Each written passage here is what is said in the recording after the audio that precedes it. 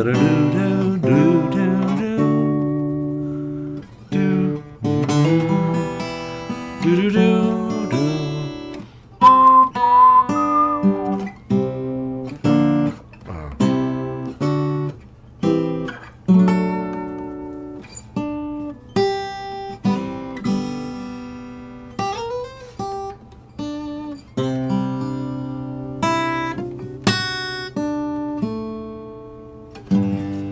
it's gospel music. It really, if you think of that theme, separate it from the French horns and the grandness and all that stuff, it's a little spiritual gospel piece, and it's the orchestration that probably threw you. If you just sit down and listen to the simple piece of music, the melody.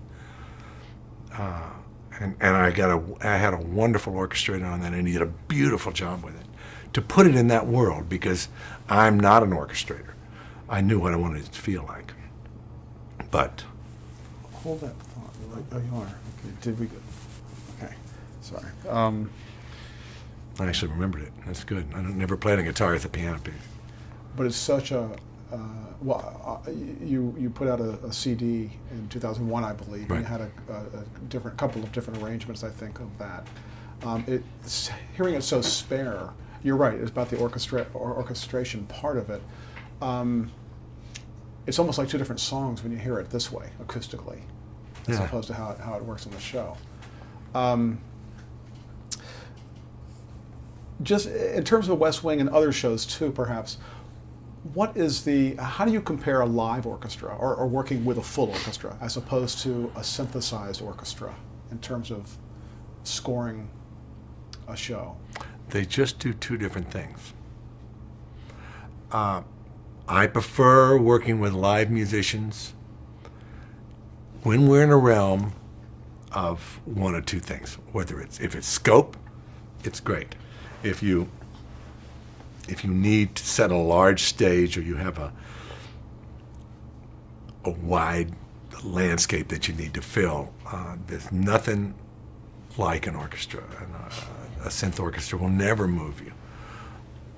On the other hand, I've had situations where working with an ensemble of musicians is great, but sometimes it's not as intimate as creating it yourself and building it yourself. What I find I gravitate most toward now is I always use some organic musicians in any score that I do. West Wing being the one probably example where I didn't. That was pretty much, once we got past the first half of the first year, it was pretty much synth score. It was just me. But I always use like a guitar player if I'm not playing to bring something to it. I used to say to him, here's the chart, now make it music. It's harder to do that with a big group. You have to be more specific with a big group, and you count on the instrument to create the emotion, and then you have to be more specific about what you write.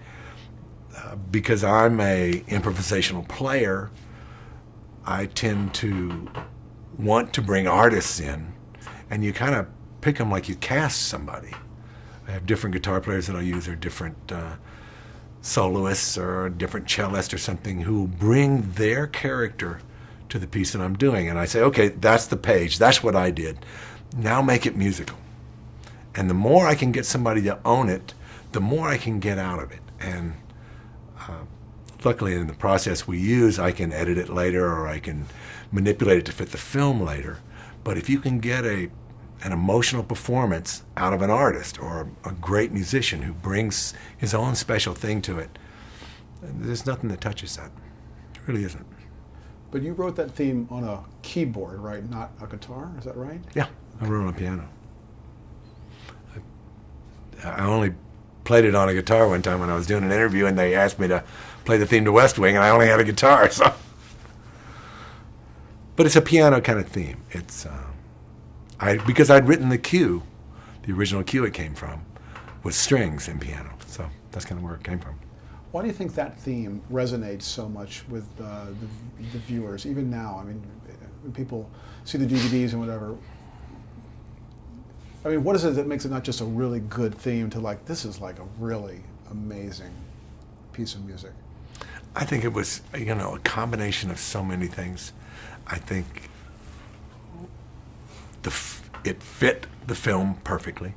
I had Graham Nash came to me, and he was a huge fan of West Wing, and he said, that was perfect. And I said, oh, I'm glad you like it. He said, no, you don't understand. It was perfect. And which was kind of shocking to me, but that's the kind of response I got from people about it. And I think it was the nature of the material, the quality of the material. That cue is one of those ones that I talked to you about earlier, that when I wrote it for the end of the third episode, it just kind of came out. It wasn't something I struggled with. Well, I got to make this a B over there. It just flowed. And I think that naturalness of it. And it's very familiar. But if you put it up against any of the things you think it's familiar to, whether it's Taps or a Copeland piece or whatever, it's not those things. But it has that, there's a soaring quality that it had once it was orchestrated and once the whole thing was put together, which plays much differently than from the simple melody. It just fit. It was just a perfect fit, and that's luck and being at the right place at the right time and having a bunch of great filmmakers around you and getting some inspiration. Well, that's kind of modest of you to say that, but I mean, I think it's the achievement of being able to, it's original, but also familiar. Yeah. Well, Copeland's been doing a pretty good job at that stuff for a long time. Although I didn't hear it like that when I wrote it. It really wasn't about that. It was really, when I played on piano on the original cue, it was just spiritual. It was just, I don't know, it's like we talked about earlier, the struggle of man, if you like, or that, it's no different than the Dennis Byrd kind of story, really. I mean, these characters were always trying to do the right thing in a difficult situation, I'm going to mention some other shows that you've done since West Wing or at the same time. And if you could just comment on anything from your involvement, if it was from the beginning, from the pilot, or what the approach was musically in terms of instruments you used, but whatever might be appropriate for each show, okay? So let's start with George Lopez. George Lopez with all the same people from Drew Carey, and I was involved in that, and I did the pilot for them, and I brought them the theme, which was a war tune called Lowrider. And then it wasn't a good marriage, so I didn't do any more of the show. They actually brought a young kid out who was, and it was right, because it was probably the last sitcom I did, and I really kind of did it for them. I did it because of them. I've really gotten to the point where I just don't do them. I just don't find the heart in them. But Deb Oppenheimer was a dear friend, and I think she had just won the Academy Award for something she had done, a documentary, and I just tried to help them out on it. It wasn't really my cup of tea. Okay, next. Shame, it would have been good commerce, but. The Brotherhood of Poland, New Hampshire. David Kelly, my one chance to work with David Kelly. He's delightful. And it was wonderful for me to work with. The show didn't do well. I think we only did 13. I'd really love to work with him again. He's such a smart guy and a really good filmmaker and a great storyteller, too. What was the musical signature of that show?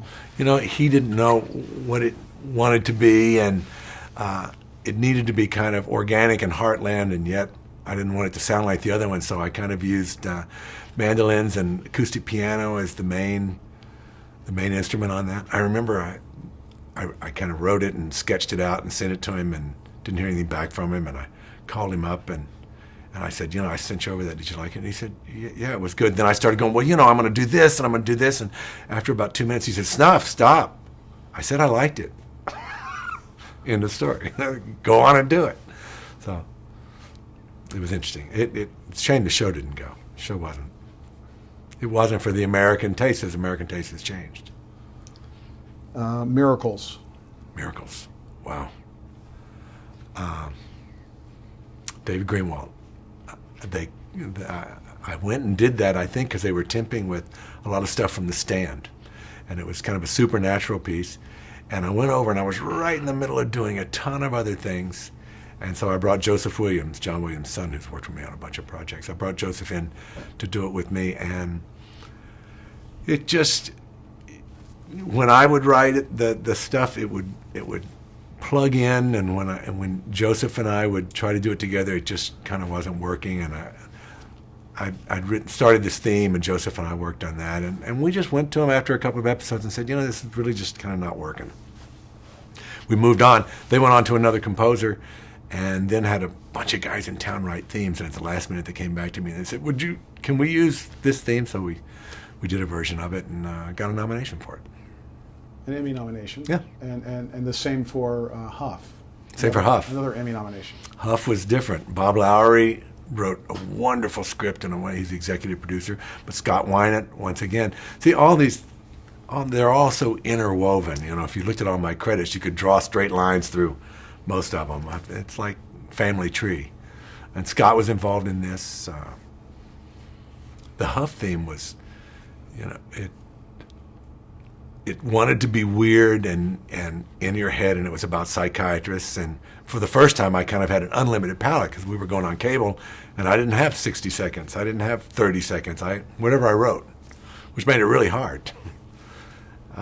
But it was fun. I got to use, different aspects of, some cellos and some bending stuff and some weird electronics, and I sampled voices from characters in the show and kind of laid them in as musical instruments and had fun with that. And then last year, 2007, another Emmy nomination for Kidnapped. Kidnapped. Such a fun show. Couldn't get America to watch it, but it was, once again, Michael Dinner, who goes back to, 3 or 4 other shows that I've done. I got a nomination, I think, on a score for that, because I don't remember that we even had a main title. I don't think we had a main title. We had a card. It was really dramatic and really fun and very angular and much more of a thriller than I'd normally done. So, one more chance for me to kind of step outside what people kind of see me doing and do something different, which is mostly what I try to do now. Try to find the projects that are really interesting to me with good filmmakers that can get me out of what I've already done, because it's pretty hard after thousands of hours that I've written, to do the same kind of scene and not rely on the same kind of stuff. I need a challenge too. And then a third collaboration with Aaron Sorkin and Tommy Schlamme with Studio 60 on the Sunset Strip. Wow. Yeah. Interesting show. Yes. The best and the worst of all worlds, I saw the film, and I talked to them, obviously I was interested because they had talked about this idea of a Saturday Night Live kind of thing. First time I heard about it, I think it was the second year of West Wing. And I always thought, wow, what a great place to be able to deal with characters. And then it wasn't until after they left West Wing and they, got a little buffer from it, that they decided to go ahead and do it. And I went down to the set, because I never go down to the set, but I went down to the set when they were shooting the pilot, and because I read the script, and I was just going, this is riveting. It was just riveting. And it was perhaps the best opening 10 minutes of a show I've ever done in my life. It was just fantastic. And we had this question, the theme. The theme became a big issue because, we'd done Sports Night and they loved that. And then we'd done West Wing and we'd all done it. So, so Aaron was like, write me another West Wing. And I was going, okay, how do you do that? And I played with it, and I talked to Tommy, and it couldn't sound anything like we had done before. And it couldn't sound anything like anything that had ever been on television. And we had, all these different requirements for this to be. And in the end, I went through writer's block. I went through, I need therapy about this one. And in the end, it was so expensive to produce that we didn't have the money to shoot the main title. And so they elected to do it with a card. And what I did was, about 10-second piece of music that, once again, came from something that I'd written in the pilot, and we built, and we would always ramp into it, and we kind of used that as a main title. But I almost lost what hair I have left trying to write it. I must have written 25 different pieces of music for that. And some would work perfect, and a lot of them I used in the show. But it was very hard to get your head around what this show was. It was much easier to figure out what The West Wing was about. The West Wing it had a grandness and a scope, and trying to figure out what we were doing, and I think we were all kind of trying to find our way with that show. In the writing, in the directing, in the music. It was a real challenge, but once again, I was working with Aaron Tommy. How bad could it be? The film was always great. I always had great film to work with. Sometimes we managed to capture the audience. Sometimes we didn't. We had a really interesting nightmare situation where they, at the last minute, decided to do a show about New Orleans, and I won't go into the details of that show, but it became, they wanted a New Orleans band to play on it, and they booked the band before they talked to me. And what Aaron really wanted was, was a classical brass ensemble. You can't get that out of New Orleans jazz players, and at least the ones we had. And they'd booked all these musicians, so we ended up spending about, 12 hours in the studio one night trying to get this one song done, and we ended up having to do it 100 different ways. But it ended up being beautiful on film, and everybody really responded to it, and it was a Christmas show, and it turned out being great. The process of getting there was certainly interesting. And how did you deal with Aaron's love of HMS Pinafore? Well, we had to do...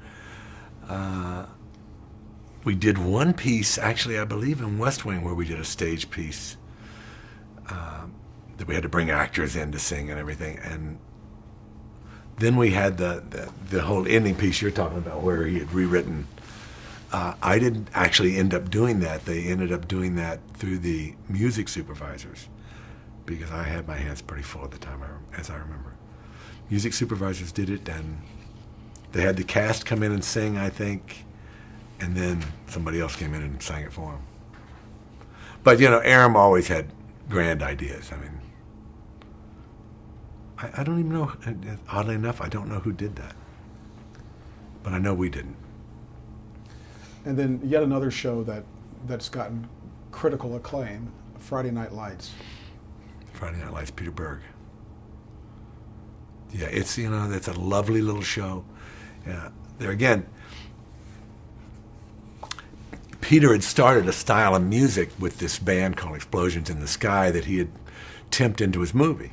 So when they came to me, which was basically Jason Katims, who I'd worked with on My So-Called Life and other shows, when Jason came to me, we knew we had a launching point there. That was, we had to have some congruency with the original film.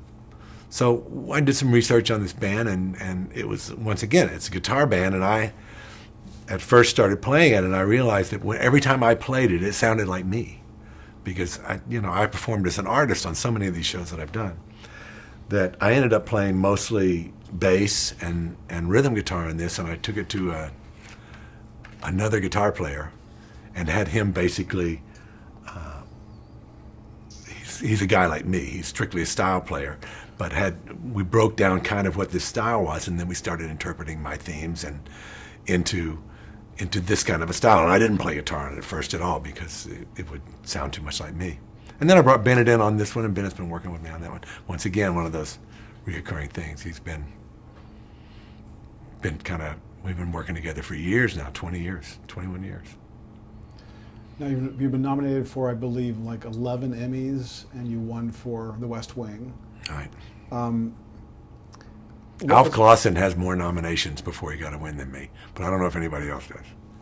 I was going to ask, what was it like when it came time that they read your name and you went up and you got that Emmy, and what was that experience like? Because you'd been nominated before, and I hardly remember. I've been nominated, I was nominated so many times, and I was kind of the Susan Lucci of music, and I felt like, until I talked to Alf, and he had 18 nominations before he ever won, so I didn't feel so bad. But I kind of had a feeling about this one. I mean, because West Wing had such an impact, and also because the Academy is always, if you looked at the pieces of music and the scores and the things that were nominated and against the things that won over a period of years, was always orchestral music. So I knew I had a leg up on this one. And I knew the theme worked well, and I knew how people responded to it. So I had a pretty good feeling about it. So I wasn't that surprised. There again, it was congruence of great filmmaking, great writing, the appropriate thing at the appropriate time, the end of the Clinton era. I mean, there were all those things that went into making it. I had no idea I would be that nervous when I walked on stage, because I performed, all my life. But that was kind of spooky. And I didn't probably do it very graciously, but I was completely thrilled. And to be part of what that show was, and how groundbreaking that show was, and how record-breaking it is what was really special to me. I went, even when I just got nominated and didn't win later on for scores, I would go because it was Aaron and Tommy and these people and John, and it was a very special group. Like Ed and Marshall that way, very special group in my career. The accolades you've gotten in your career, have any of them meant something special to you? I mean, is there anything that stands out for you in terms of recognition?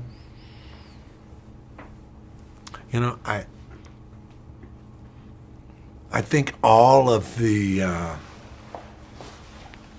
whenever your peers respond to your work, that's always thrilling. I remember for a long time I was only getting main title nominations. So the first time I got a score nomination, it validated me. And I remember I was up for The Stand. Got a score nomination on The Stand. And I was up, and the fellow who scores all Clint Eastwood's movies won that year. The name escapes me right now. Wonderful composer and orchestrator. And he won, and I remember sitting in the audience, and for the first time, of all those Emmy things that I'd gone to, I felt like I belonged. And that was probably, if I was going to pick one moment that meant more to me, because really up until that time I'd kind of felt like an imposter. And for that moment, I was really happy for him and really felt like I belonged. And that was the high point of that moment for me, because I'd spent so many years, sitting in these rooms or in this room, really absolute fear that they would find out I don't have a clue I'm doing. And it was at that point that somewhere along in that few-year period that I decided, whether I knew what I was doing right or not, it was working. Something was working. I have a lot of moments. I remember when we first did the first pass of the West Wing theme, and Aaron and them were there, and they were so moved, and I was moved because it was all working, and because I was a part of something that was special. I don't think the personal accolades mean much. There was a time when I thought if I was successful to a certain level, that it would fill the hole, if you like, the hole that made me write. And what I found is that when I got there and when I hit what I would consider kind of a successful peak, I was doing 10 shows and nominations and Emmys and all that stuff, I realized that wasn't it, that wasn't the deal, that's not why we're doing this. And that came as good news and really bad news. Because I had to kind of reassess, well, then why am I doing this? That's why I stopped. I could have gone on and done 12 shows, I guess, in one year, but why? There's just kind of no point. So it started a period of reevaluation for me. And that's kind of where I am now. Trying to decide between, what am I really passionate about? What do I really care about? And I looked around and said, well, should I quit now at one point? And I can't imagine doing anything but this. When it works so great. I'd like to perform again, but that takes a whole different kind of work. And I've got 2 boys, and I play with my son, but I don't know. It's interesting. It's not the accolades. I don't really think. I think I probably feel best about the body of work than anything, because there's very few things I'll look back on and say, you didn't do that right. I think most of the things that I've done, I can look back on it and be really proud of. It takes 5 or 6 years before I can stand and listen to it, but I think that's really where the best feelings come from. What are some of your current projects? Well, Friday Night Lights got picked up for a 3rd season, so we'll be doing that. I did a show toward the end of last year with Timothy Busfield, once again, 30-something, called Lipstick Jungle. We did 7 episodes. It's picked up for next season. I did a series with some people that I hadn't worked with before that Mary McCormick stars in, called In Plain Sight, that'll be on June 8th on USA Channel, and that was with a new group of people. I try to find one new group of people each year.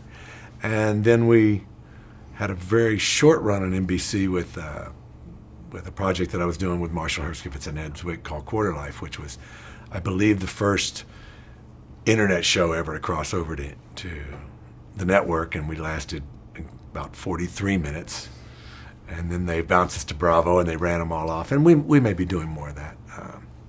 I'm kind of looking for something different, which is hard to find right now. The landscape of television has changed a lot. I think the really strong filmmakers, I can see that some of them have said, I don't want to do this anymore. And I'm sure there's some good young ones. I just don't know them yet. And so I'm just looking for projects that really spark me, and at the same time, just trying to stay productive. Trying to enjoy what I do, and do what I love and love what I do. You've written music for a number of series that were Warner Brothers productions. Everything from The West Wing, Sisters, Drew Carey, Felicity, Studio 60. Do you have a deal with Warner Brothers, or is it just a coincidence that you just happen to have so many shows that were Warner Brothers shows? It's kind of a coincidence. I mean, just when you start working with a family and they tend to associate, I've had especially the last 7 or 8 years, a whole lot of NBC shows where it used to be ABC. It just kind of floats around. But Warner Brothers in the last probably the last 10 years is the one studio I've worked with more than others. It's really because you go where your family goes. Also, Peter Roth loved the theme of West Wing. Peter used to go around and tell people, this is what the theme to a show should be like, And I used to love that. And so, at the big NBC, at the big Warner Brothers things, I get a hug from Peter, so I stay. What's the most important thing that a composer can bring to a television show? Wow.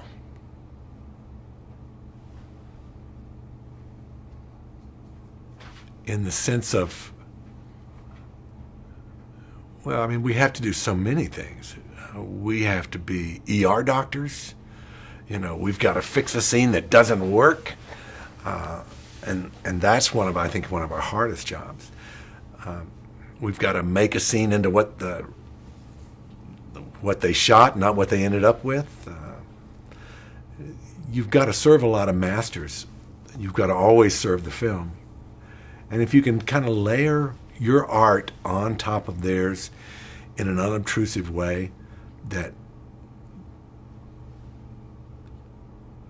just suspends disbelief, that lets people get involved. If they were looking for Stravinsky, they'd have never hired me. And I think that's one of the things that I've been successful about, is being able to fit the film and not wave my hand and say, "Oh, I'm here, I'm here." There's times when a score should be featured, but majority of the time, and I used to really bother me when people go, "There's music in that show," But ultimately, you're doing your job if you're doing that. And I don't. You know what? I really couldn't tell you what's the most important. I think all aspects of it are important. I guess maybe another way to ask the question is, beyond all the day-to-day problems you have to solve in doing your work, is there, for each show or each assignment you get, do you have in your mind a goal that you want to achieve beyond the actual work to get it all done? Yeah, I would say you really, if you've moved someone, and this all gets back, I think, to when I was a kid and that I wanted to be a doctor. I've found in my entire career, whether it was performing or whether it was doing what I do now, that if you can move someone with music, that when you do, you bring them up. You lift people. You can move someone from one space, from one emotional space to another. Hopefully you're not bringing them down. But if you can lift someone, I think that's what was appealing to me about being a doctor, the fact that you could help people and that you could move people. And there's probably a ton of psychoanalysis in that too. But I think that's when I'm able to move me, and then I find that I've been able to move the filmmaker, and in turn move an audience or someone to just be in that time, then I think that's probably my most important job. And whether I do it with one note or a million doesn't matter. Or whether it stands alone as a musical piece, although most of what I like for things to stand alone as a piece of music, I think the most important thing is to move the viewer or to move the listener. In the kind of golden days of the studios, every studio had a music department, and often all the music came from those departments, or the bulk of it. Is it really totally a freelance world now in terms of how composers are chosen? In my experience, yes. We get together, a group of other composers, myself, about 8 or 9 of us, about every 3 months, and some of the old guys will be there, and they'll talk about the way it was when they were all working, or when they were over at MGM, and all the Newman family, and you hear about all these things, and it's so different. Guys would, 5 guys would be working on one show, and so they would always get together and have dinner once a week and talk about, I used the bassoon this way this time, and the contrabassoon I played it really high, and there was this community. We don't have that community now, and I think it's even more scattered than it was when I first got in it, because the ability to create music is not contingent upon going to Berkeley, or it's become a much more wide open world. I find that the people I end up working with, rarely do I get a job because my agents put me up on something. It's generally someone I've worked with and we had a good rapport, or someone who's liked my work. So in terms of it being freelance, there's music supervisors at some studios who can put you up for things or mention your name, but the work really comes down between the creator, executive producer, whoever is actually the focal point of the tone of the show, and the composer. Have you been able to retain the rights to the work you've created? Rarely. With Quarter Life I did, with Ed Marshall I did, on this recent project, because the business is changing and you've got to have a whole new model. Do I have the rights? Could I go out and perform it? Sure. Would I want to go out and perform M33 from episode 47 of, probably not. That's why I did the record that I did, was to take the music the stylistic sense of the music that I've been doing television and kind of wrap it up and do a record that way. Never expected to make a living at it. Don't, actually. But, you know, they performed a West Wing suite I did at the Hollywood Bowl, which was thrilling, you know, to see, to have that. So, but in ownership, you don't really own it. I mean, I have a music licensing company that we write specific pieces and we own the rights to those, but or I have other people write them and we put them in shows. But for the most part, it's been the studio way that they own the music, and it's a work for hire, and they bequeath us the writer's share. We don't really own it, but they give us the writer's share. So do you get royalties though? Yeah, you do. We do, but we get 50% of the royalties, and the way it's kind of stated in the contracts is that they give that to us kind of out of the goodness of their heart. I mean, that's the way it's always been, but it's changing now. It's changing now because budgets are going down and people have to be more creative about how they do the music for a show, and licensing's become much more popular. How would you describe the Snuffy Walden style? Wow.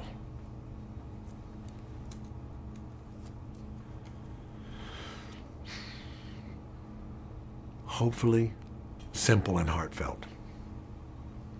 If I was going to go anywhere and be really honest, that's the one thing I try to get out of everything.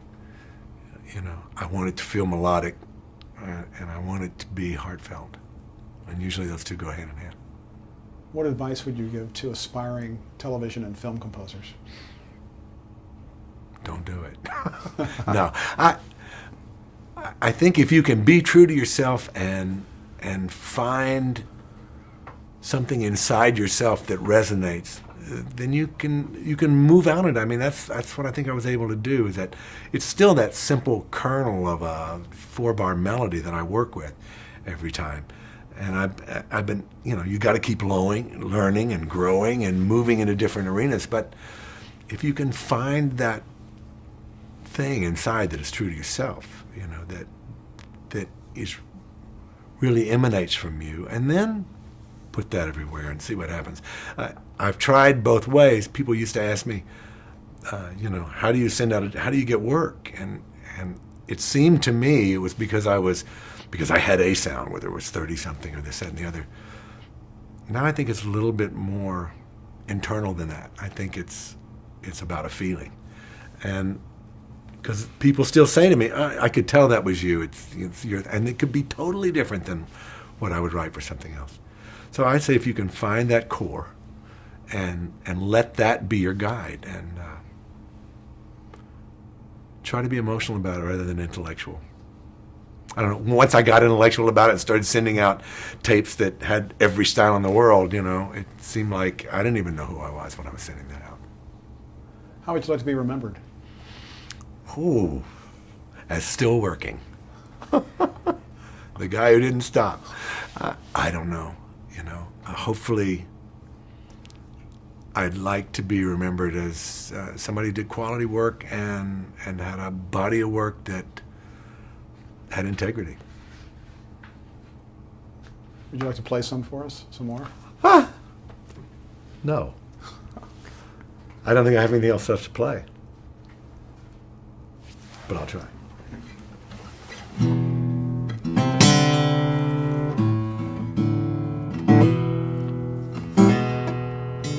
Oh, I remember.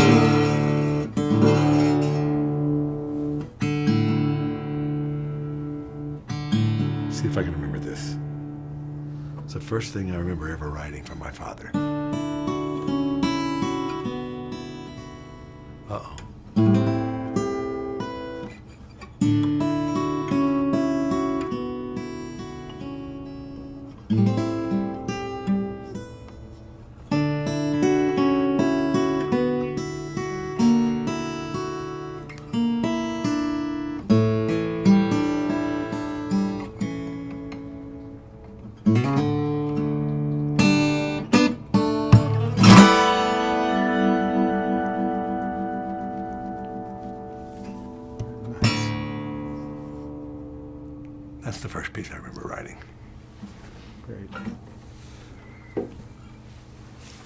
Call that Snow, I think.